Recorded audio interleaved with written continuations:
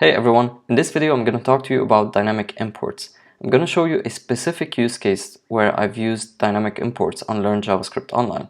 On all lessons, I want to display a thumbs up and thumbs down review over here, and then when you click on it, it opens an optional feedback where you can send it. So this is both for negative reviews and also positive reviews.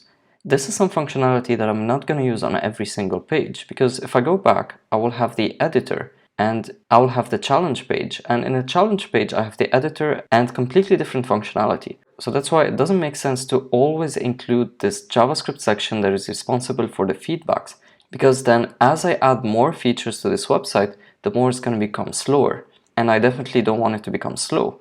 So let's take a look at the code here. This is the code for the lesson review. It's not very fancy and it could be much better. I'm not using any framework over here, so I just have a string of the element that I'm displaying, and I've got a bunch of code that actually makes it work. And what I do is that in the lesson, so whenever I know that this is a lesson, I want to dynamically import it. So I want to only import it when I know I will definitely need it. And rather than doing it as an import at the top like this, where you do an import and then I don't have anything exported from this module, so I just import lesson review.js.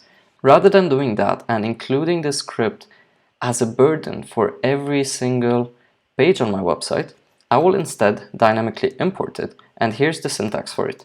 It's simply an import using the parentheses, and this makes it a dynamic import, which you can call from anywhere inside your code. So you can even call it inside an add event listener or a fetch callback. And then you get the path to it. That's gonna be lesson review.js. And this returns a promise, so you can resolve it and do something when it's fulfilled. And if you're exporting stuff, you can also access it under the module. If it was a default function, then you call it with module.default if it was a function, or if it was something else like other method, you can call it like this. But I'm not exporting anything, so I'll get rid of all of this.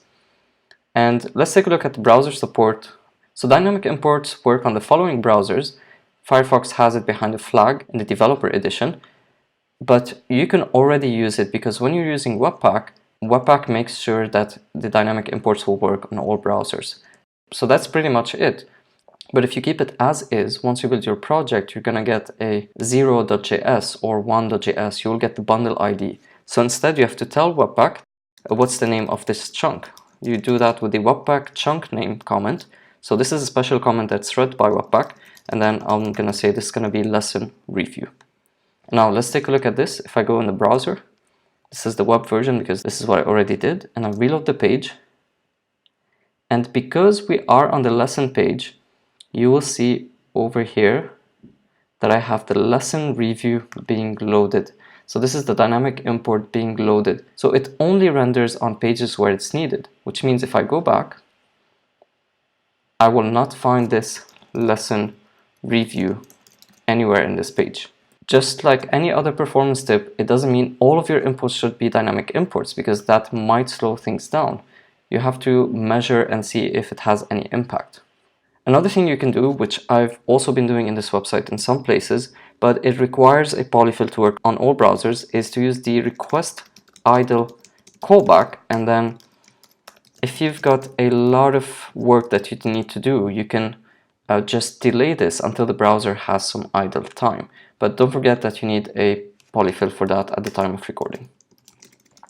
So when used properly, dynamic imports can help you ship an experience as fast as possible and then dynamically import or lazy load other functionality that you may not need immediately. And this also helps you add more and more features without really slowing down your web application if you only import the ones that you need. I hope you enjoyed this quick tip, and I'll see you next week.